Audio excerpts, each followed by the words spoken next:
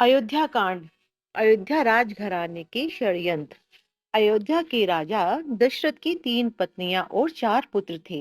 राम सभी भाइयों में बड़े थे और उनकी माता कौशल्या थी। भरत राजा दशरथ की दूसरी पत्नी और सबसे प्रिय पत्नी केकई के पुत्र थे। तो दूसरे 2 भाई थे लक्ष्मण और शत्रुघ्न, जिनकी माता का नाम सुमित्रा था। जब राम को एक तरफ रास तिलक की तैयारी हो रही थी ना, तभी उसकी सौतेली माँ केकई अपने पुत्र भरत को अयोध्या का राजा बनवाने का षड्यंत्र रचने लगी। यह षड्यंत्र बूढ़ी मंत्रा के द्वारा किया गया था। रानी केकई ने एक बार राजा दशरथ की जीवन की रक्षा की थी, तो तभी से राजा दशरथ ने ना उन्हें कुछ भी मांगने के लिए पूछा था, पर केकई ने कहा समय आने पर मांग लूंगी। उसी वचन के बल पर केकई ने राजा दशरथ से पुत्र भरत के लिए अयोध्या का सिंहासन और राम के लिए 14 वर्ष का वनवास मांगा।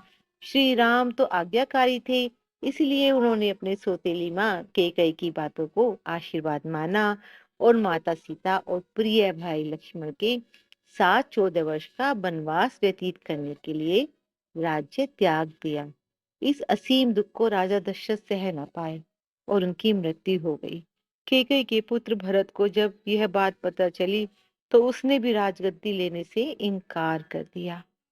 अरण्य कांड, यानी 14 वर्ष का वनवास। राम, सीता और लक्ष्मण वनवास के लिए निकल पड़े।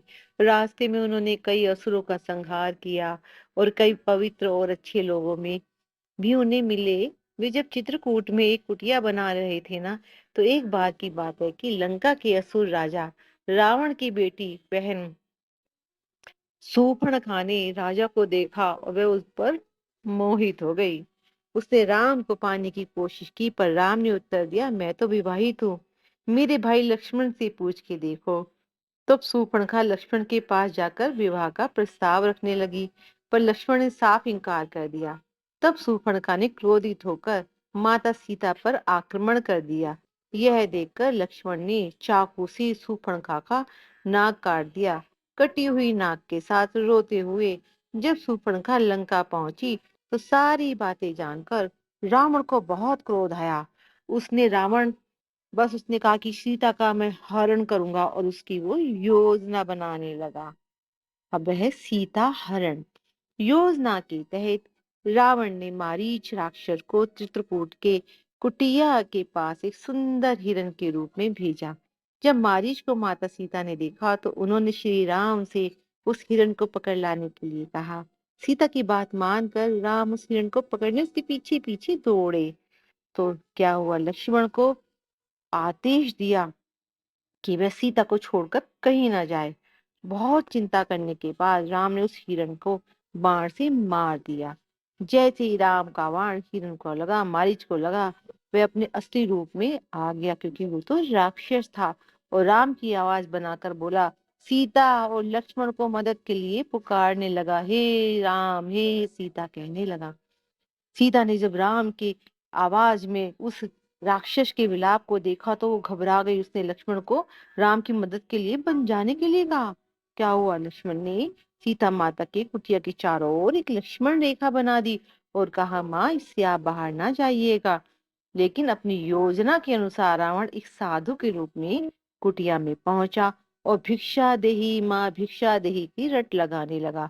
जैसे ही रावण ने कुटिया के पास लक्ष्मण रेखा पर अपना पैर रखा, उसका पैर जलने लगा। यह देख रावण ने माता सीता को बाहर आकर भोजन देने के लिए कहा।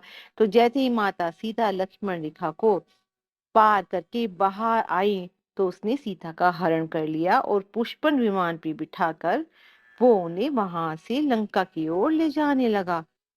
राम और लक्ष्मण को यह पता चला कि उसके साथ छल हुआ है, तो कुटिया की ओर भागे, पर वहां उन्हें कोई नहीं मिला।